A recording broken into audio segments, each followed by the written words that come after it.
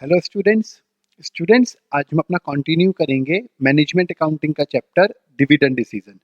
अभी तक मैंने आपको इसकी 3 क्लासेस के अंदर कुछ क्वेश्चंस करा दिए हैं। आज हम करेंगे उसके आगे के क्वेश्चनों को। तो चलिए फिर करते हैं आज की क्लास स्टार्ट।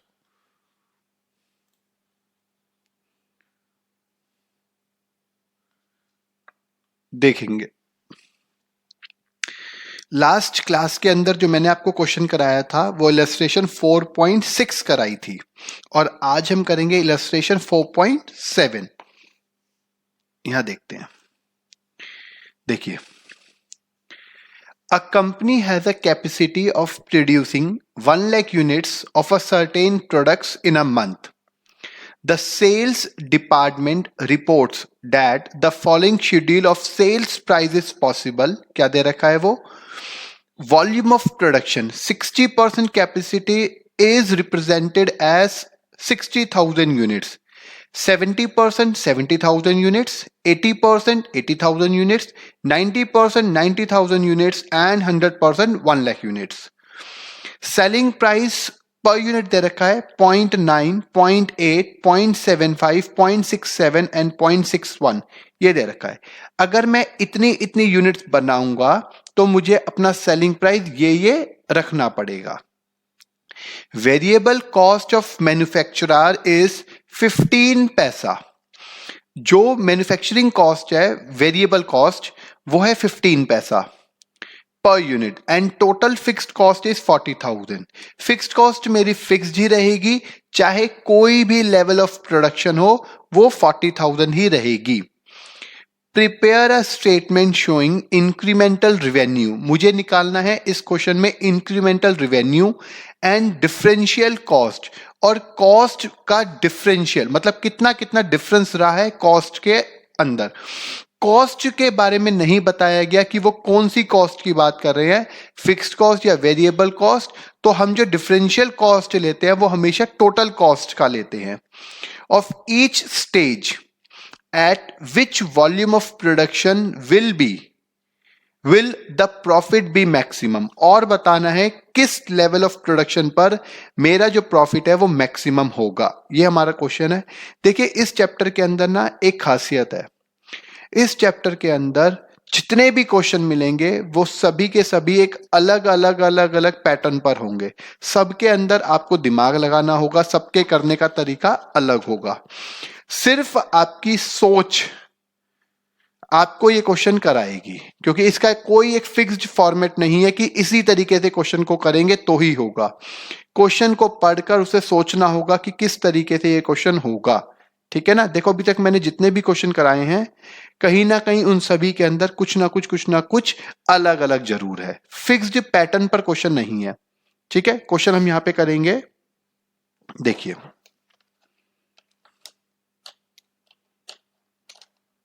जो हमारा क्वेश्चन है ये है इलस्ट्रेशन 4.7। ठीक है, इलस्ट्रेशन 4.7। अब आते हैं क्वेश्चन के ऊपर। देखिए क्या क्या दे रखा है, जरा उसकी बात करेंगे हम। सबसे पहले जो मैंने फॉर्मेट बनाया हुआ है वो कह क्या रहा है पहले उसको पढ़ते हैं। यह स्टेटमेंट ऑफ डिफरेंशियल कॉस्ट, क्योंकि जो चीज निकालने को बोला है मैंने उसी की स्टेटमेंट बना दी है। Statement of differential cost and incremental revenue. मुझे डिफरेंशियल कॉस्ट और इंक्रीमेंटल रिवेन्यू निकालने के लिए ही बोला गया था, इसीलिए मैंने उन दोनों को अलग देखेंगे हाईलाइट करके बता दिया गया है कि मुझे ये आंसर बताना है कि ये वाला आंसर। ठीक है, चलिए अब हम बात करते हैं कैपेसिटी की। हमारी कैपेसिटी बताई गई है हमें 60%, 70%, 80%, 90% और 100%। ये हमारी कैपेसिटी हमें बताई हुई है क्वेश्चन में। ठीक है, जो कैपेसिटी मैंने लिख दी। अब unit of output, unit of output क्या? अच्छा मैं एक बार ये भी पढ़ देता हूं। कैपेसिटी यूनिट ऑफ आउटपुट जो हमें क्वेश्चन में गिवन है, कितनी कितनी यूनिट्स हमने बेच सकते हैं, कह सकते हैं। वेरिएबल कॉस्ट क्या रहेगी हम निकाल लेंगे। फिक्स्ड कॉस्ट हमें 40,000 दे रखी है। Total cost variable cost plus fixed cost बना के बनेगा मेरा टोटल कॉस्ट। इस टोटल कॉस्ट को अगर मैं डिफरेंस करूं, हर डिफरेंस करूं, मैं बताऊंगा कैसे, तो वो डिफरेंशियल कॉस्ट बन जाएगी। सेल्स हम आउटपुट इनटू में सेलिंग प्राइस करेंगे तो सेल्स आ जाएगी, और इस सेल्स के अकॉर्डिंग मैं उसका इंक्रीमेंटल निकाल दूंगा। और याद रखना, सेल्स को ही हम रिवेन्यू बोलते हैं, सेल्स को ही हम रिवेन्यू बोलते हैं।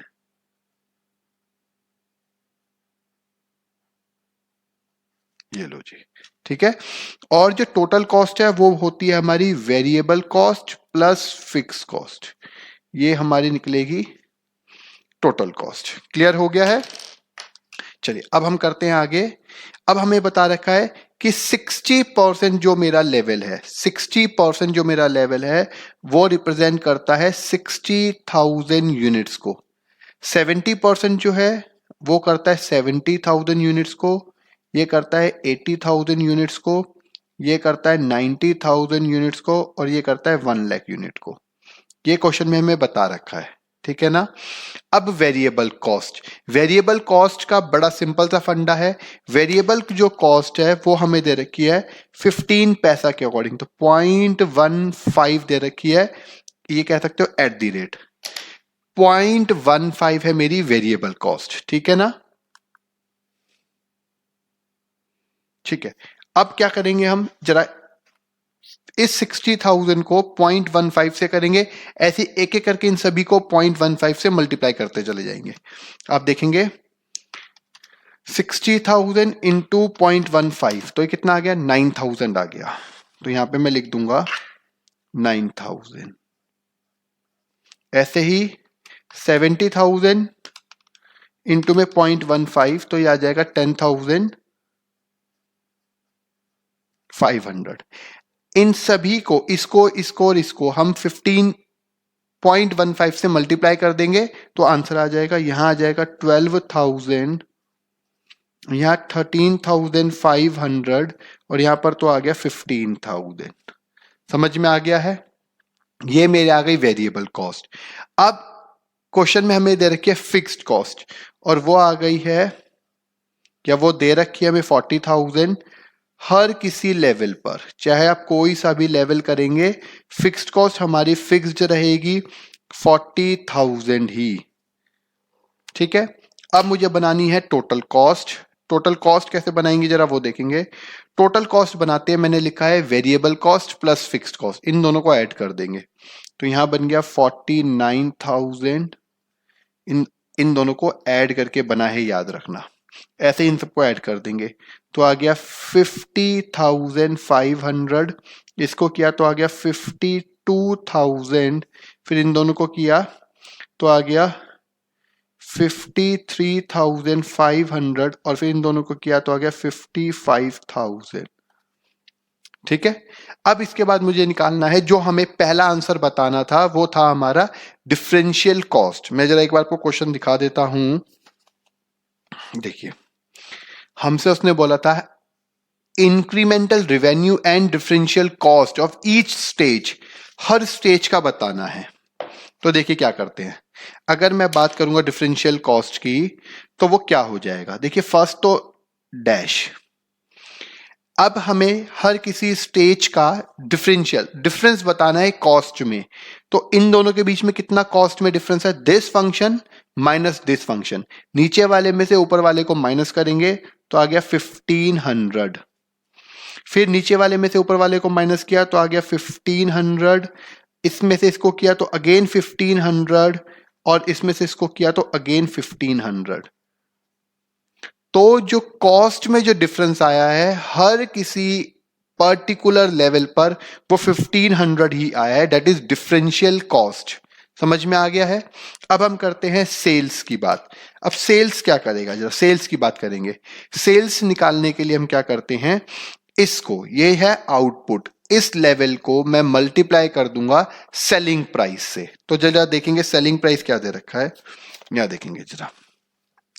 सबसे पहले दे रखा है 0.9, 0.8, 0.75, 0.67 एंड 0.61। तो ठीक है, सबसे पहले हम यहां लिखते हैं सेल, और याद रखना सेल्स ही मेरा रिवेन्यू होता है। बहुत बच्चे मिस्टेक कर जाते हैं सेल्स और रिवेन्यू को, या रिवेन्यू को वो गलत सोचते हैं। सेल्स तो उनको पता है, रिवेन्यू को वो प्रॉफिट की तरह कंसीडर कर लेते हैं। रिवेन्यू का मतलब होता है सेल्स, जिसे आप टर्नओवर भी बोलते हैं। देखिए क्या है, सबसे पहले दे रखा है 60,000 इंटू में 0.9, तो ये आ गया 54,000 आ गया। 0.9 क्वेश्चन में गिवन है सेलिंग प्राइस, तो ये आ गया 54,000। नेक्स्ट है 70,000, यहां पे दे रखा है 70,000 इंटू में 0.8, तो ये आ गया 56,000। यस 8 ही है, 0.8। नेक्स्ट है 80,000, यहां देखेंगे 80,000 इंटू में 0.75, तो आ गया 60,000, ये आ गया। फिर नेक्स्ट है 90,000 इंटू में 0.67 दे रखा है नेक्स्ट वाला, तो आ गया 60,300 ये आ गया। एंड लास्ट ये दे रखा है 1 लाख इंटू में 0.61, तो ये आ जाएगा 61,000, ये आ गया, ये आ गया। ठीक है, अब हम क्या करते हैं जरा ध्यान से देखेंगे। हमें एक एक करके इंक्रीमेंटल रिवेन्यू निकालना है। इंक्रीमेंटल रिवेन्यू निकालने के लिए फर्स्ट हो गया डैश। जैसे आपने ये वाला निकाला था, this minus this, this minus this, this minus this, same यहां पे भी निकालेंगे। इसमें से इसको माइनस किया तो आ गया 2,000, फिर इसमें से इसको माइनस किया तो आ गया 4,000, फिर इसमें से इसी किया तो आ गया 300, एंड इसमें से इसको माइनस किया तो आ गया 700। क्लियर है? ये वाला देखेंगे आप, ये चीज क्लियर हो गया होगा। अब अगर मैं आपको बोलूं कि किस स्टेज पर मुझे सबसे ज्यादा बेनिफिट हुआ है, तो अब आप देखेंगे, तो मैं आपको पहले तो दिखा देता हूं क्वेश्चन में। एक सिंपल सी चीज है, पहले तो इंक्रीमेंटल में जो सबसे ज्यादा बेनिफिट हुआ है वो इसमें हुआ है, यहां पे तो सब में इक्वल हुआ है। ठीक है, यहां पर अब एक चीज और देखनी है। क्वेश्चन में पूछा है कि किस स्टेज पर हमें मैक्सिमम प्रॉफिट होगा। तो देखिए किस स्टेज पर मैक्सिमम प्रॉफिट होगा, अगर मैं उसकी बात करूं तो प्रॉफिट मैक्सिमम कहां पर हो रहा है वो जरा यहां देखेंगे। यह है टोटल कॉस्ट, यह है टोटल सेल, ये देखेंगे ये दोनों। अगर मैं इन दोनों का डिफरेंस देखूंगा तो कितना आ जाएगा, 5,000 का। ठीक है, यहां पर आ गया 5,500, ये सेल्स है और ये टोटल कॉस्ट है। ठीक है, ये सेल्स है और ये टोटल कॉस्ट है। यहां पर आ गया 5,000, यहां पर आ गया 5,500, 5,500 आ गया। यहां पर आ गया 8,000, 8,000 रुपए का डिफरेंस आ गया। ठीक है, यहां पर आ गया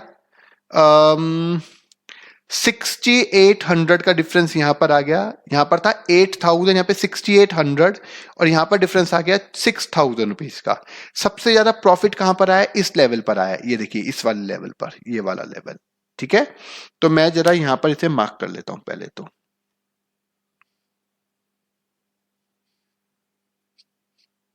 इसको मैंने मार्क कर लिया, और जो बेस्ट रहा है वो ये रहा है। मैं इसको पूरे को ही मार्क कर लेता हूं। जो बेस्ट मेरे लिए है इस क्वेश्चन में वो ये वाला लेवल है। ये वाला लेवल मेरे लिए बेस्ट है। ठीक है, ये मैंने आपको दिखा दिया है। क्लियर हो गया है यहां तक? अब हम आगे चलते हैं। अब अगर मुझे फाइनल कंक्लूजन देना होगा तो फाइनल कंक्लूजन दूंगा मैं यहां पर कि एट 80% लेवल, जो एट 80% लेवल या फिर 80% कैपेसिटी, जिसके अंदर हम 80,000 यूनिट्स को बनाएंगे, उस लेवल पर कंपनी को मैक्सिमम प्रॉफिट होगा और मैक्सिमम ही रिवेन्यू इंक्रीमेंट होगा। ठीक है, याद रखना, अगर मुझे फाइनल कंक्लूजन लिखना हुआ तो मैं यही लिखूंगा, at 80% level या at 80% capacity when company produce 80,000 units at the level of this company earn maximum profit of ₹8,000, ठीक है, and company earn maximum incremental revenue of ₹4,000। Clear हो गया है? ये आप स्टेटमेंट लिख देंगे और क्वेश्चन को खत्म कर देंगे। यही क्वेश्चन में पूछा गया था। अब हम चलते हैं नेक्स्ट क्वेश्चन की तरफ, वो मैं आपको दिखा देता हूं। देखेंगे जरा नेक्स्ट क्वेश्चन। नेक्स्ट क्वेश्चन भी ना इसी को कंटिन्यू में किया गया है, जरा ध्यान से देखेंगे। यहां पे दे रखा है कंटिन्यूइंग इलस्ट्रेशन 4.7, जो हमने किया है उसी को कंटिन्यू में करते हुए दे रखा है। If there is a bulk offer for export at 50 पैसा पर यूनिट, अगर मुझे और ऑर्डर मिल जाए एक्सपोर्ट करने का, बल्क में ऑफर मिल रहा है, लेकिन कंडीशन क्या है, उसको मुझे 50 पैसा में करना होगा पर यूनिट। अभी तक इस क्वेश्चन में जो मेरा सेलिंग प्राइस था वो सबसे ज्यादा कितना था? वो सबसे ज्यादा था 90 पैसा, और सबसे कम कितना था? सबसे कम था 0.61 था सबसे कम। अब हमें और जो ऑर्डर मिल रहा है उसके अंदर जो मेरी कॉस्ट है या मेरी जो सेलिंग प्राइस है वो दे रखा है 50 पैसा के according. For the balance capacity over the maximum profit volume, मेरी बैलेंस कैपेसिटी कितनी है? देखिए यहां पर मैंने क्वेश्चन में क्या बताया था, यहां मैंने क्वेश्चन में बताया है कि मुझे सबसे ज्यादा जो बेनिफिट होगा वो यहां पर होगा, कितना? 80% पर, ठीक है।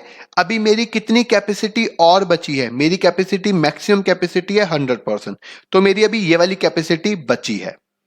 मैंने कंपनी को लास्ट क्वेश्चन में बताया है, मतलब 4.7 में बताया है कि उसको इस लेवल के अकॉर्डिंग प्रोडक्शन करना चाहिए। अब कंपनी के पास एक ऑफर आ गया, कंपनी कहती है कि अगर आप और ज्यादा प्रोडक्शन करेंगे तो आप उसे बाहर एक्सपोर्ट कर सकते हैं 50 पैसा के अकॉर्डिंग। तो क्या आपको वो प्रोडक्शन करना चाहिए, और अगर करना चाहिए तो आपको कितना प्रॉफिट होगा? देखेंगे जरा आगे question. Balance capacity over the maximum profit volume and the price quoted will not be affected the internal sale. जो उनकी इंटरनल सेल है, इंटरनल सेल का मतलब है जो मैंने बताई थी, ये हमारी इंटरनल सेल हो गई, ये वाली, ये है हमारी इंटरनल सेल। याद रखना ये जो 80% वाली है ना, ये वाली, इसे कहते हैं इंटरनल सेल।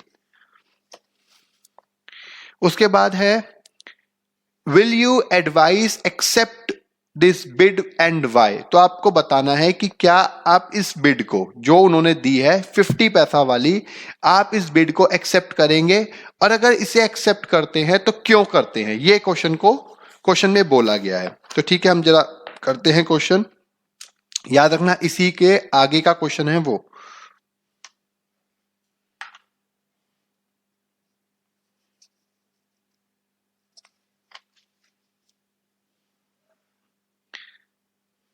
देखिए जरा, सबसे पहले तो ये है इलस्ट्रेशन 4.8, ठीक है, लेकिन उसी को कंटिन्यू में किया गया है। चलिए मैंने क्या करा है जरा उसको देखते हैं, मैं आपको बता भी देता हूं।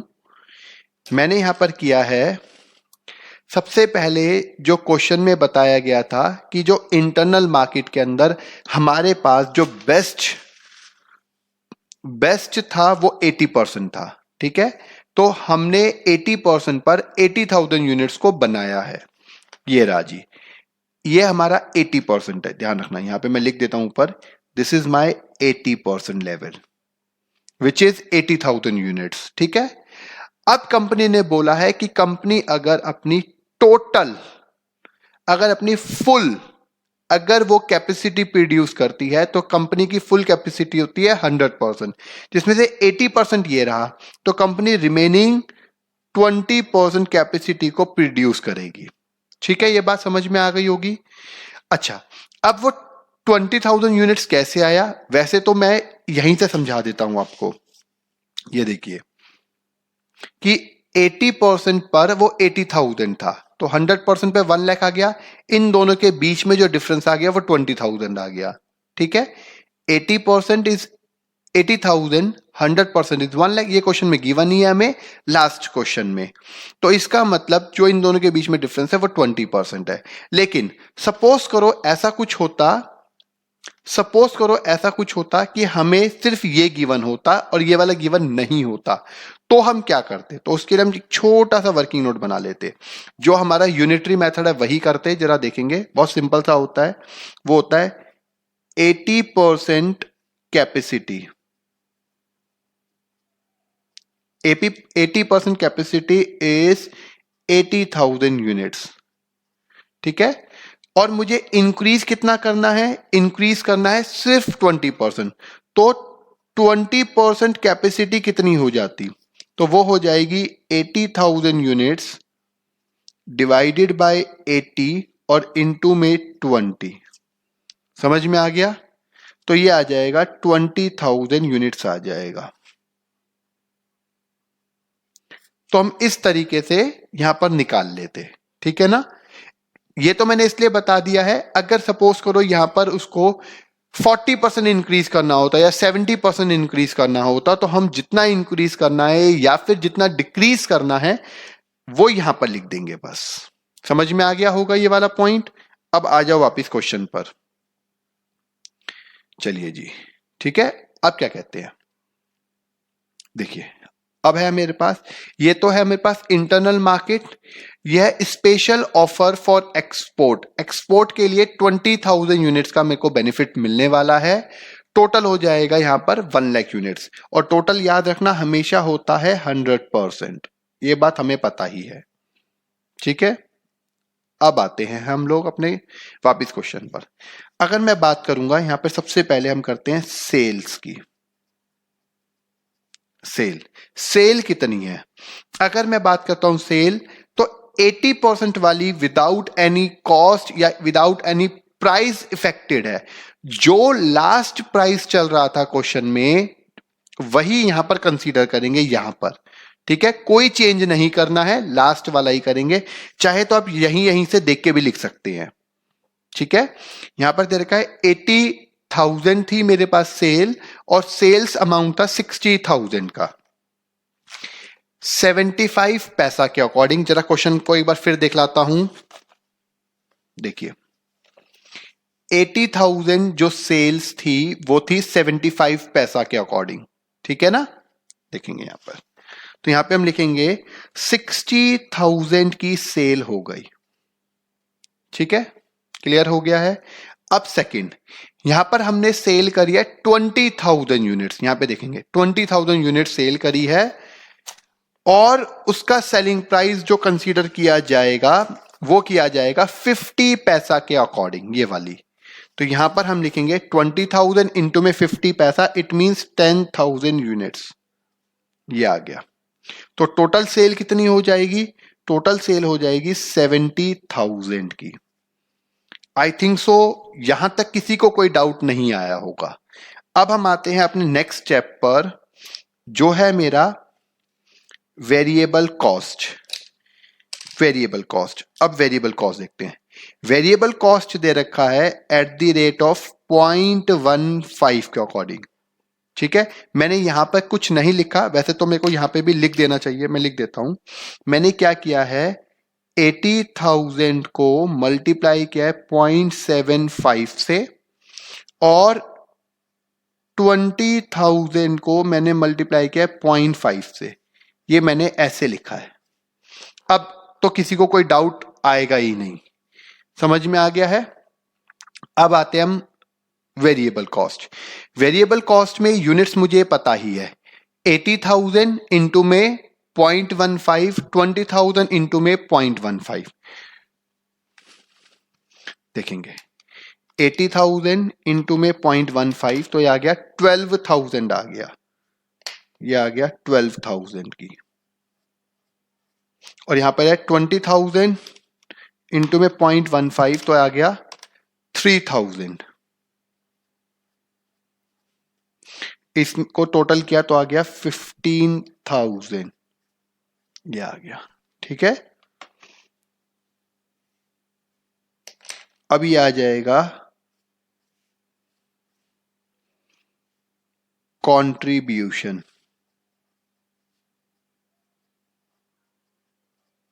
कंट्रीब्यूशन आ गया, और कंट्रीब्यूशन होता है sale minus VC, sales minus VC. कितना आ जाएगा? ये आ जाएगा 48,000, ये आ गया 7,000, और टोटल करेंगे तो आ जाएगा 55,000। और चेक कर सकते हैं 70 माइनस 15 इट मींस 55,000। चलिए जी, यहां तक कोई दिक्कत नहीं है, यहां तक समझ में आ चुका है हमें। अब है जो समझने वाला पॉइंट है, very very very important point, इस पॉइंट को समझना। कंट्रीब्यूशन में से अगर मैं माइनस कर देता हूं फिक्स्ड कॉस्ट,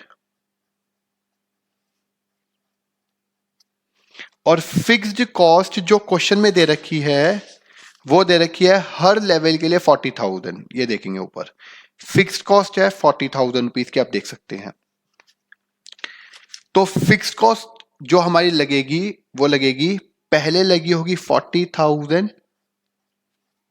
जब हमने ये वाला 80% लेवल ऑफ प्रोडक्शन हम कर रहे हैं तो हमारी फिक्स्ड कॉस्ट लग चुकी है 40,000। ध्यान से सुनना, मेरी फैक्ट्री का जो रेंट जाता है दैट इज फिक्स्ड कॉस्ट। मेरी फैक्ट्री का रेंट गया 40,000 रुपए जब मैंने 80% लेवल ऑफ प्रोडक्शन किया। अब मैं अपनी फैक्ट्री के अंदर 100% लेवल ऑफ प्रोडक्शन कर रहा हूं, तब भी तो 40,000 ही जाएगा मेरा फिक्स कॉस्ट, जो रेंट जाएगा।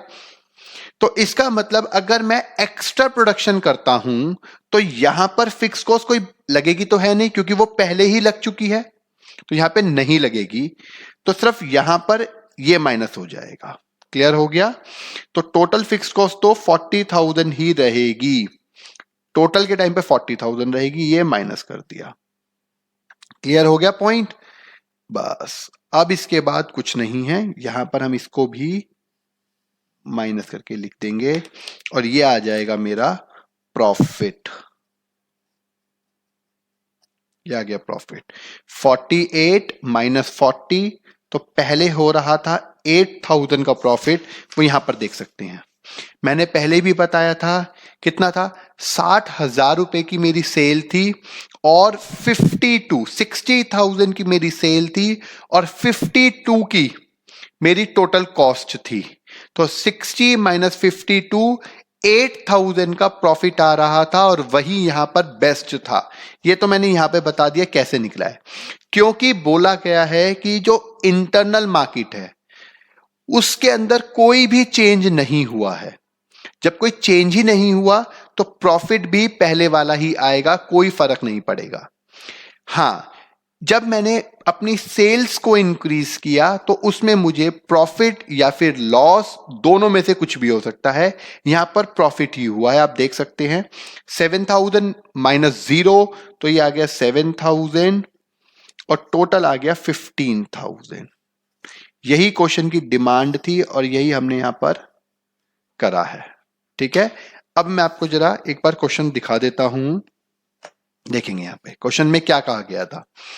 क्वेश्चन में एक बार जरा रीड करते हैं। क्वेश्चन यहां पे दे रखा है सेल्स बैलेंस कैपेसिटी जो मैंने 20% निकाला है over the maximum profit volume, ठीक है, and the price quoted will not be affected. अगर हम बात करते हैं प्राइस को कुछ भी चेंज नहीं करना है, द इंटरनल सेल, जो इंटरनल सेल थी ये वाली सेल पर कुछ भी चेंज नहीं करना था।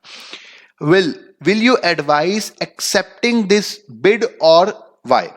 हमें बताना था कि क्या हमें ये बिड, ये वाला ऑफर हमें एक्सेप्ट करना चाहिए और क्यों। तो अब आप बताइए, अगर आप ये वाला ऑफर को एक्सेप्ट करते हैं तो आपको प्रॉफिट हो रहा है या नहीं हो रहा? आप यहां पे देखेंगे तो डेफिनेटली आपको प्रॉफिट हो रहा है ये वाला पॉइंट पर, इस वाले पॉइंट पर हमें प्रॉफिट हो रहा है। तो डेफिनेटली मैं इस ऑफर को एक्सेप्ट करने वाला हूं, तो हम लिखेंगे accepted because of additional profit because of additional profit of ₹7,000। तो ये हमारा यहां पर इसे हम एक्सेप्ट कर लेंगे, ये हमारा आंसर हो गया। क्लियर हो गया? हम इस ऑफर को एक्सेप्ट करेंगे क्योंकि इस ऑफर को एक्सेप्ट करने से मुझे एक्स्ट्रा 7,000 का प्रॉफिट होगा। तो ये हमारा क्वेश्चन था जो मैंने आपको यहां पर दिखाया है। क्लियर हो गया होगा? देखेंगे ये वाला, इसको कंटिन्यू करते हुए ही ये वाला क्वेश्चन हमने किया है, ये याद रखना। क्लियर हो गया है? आज के लिए इतना बहुत है। नेक्स्ट क्लास में मैं आपको कराऊंगा इसके आगे के और क्वेश्चंस। अब मिलते हैं नेक्स्ट क्लास में।